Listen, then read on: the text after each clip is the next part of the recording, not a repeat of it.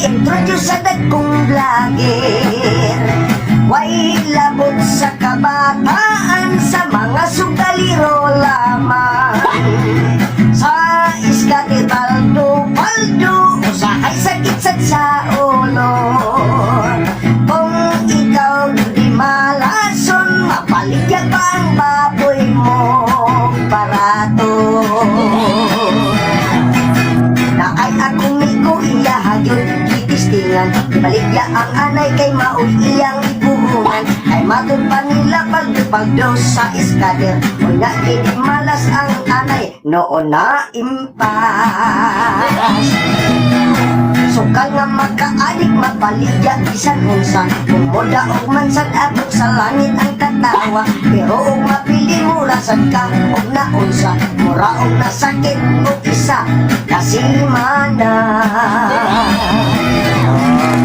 Ang sukal nga iskader gi-introduce sa dagkong vlogger.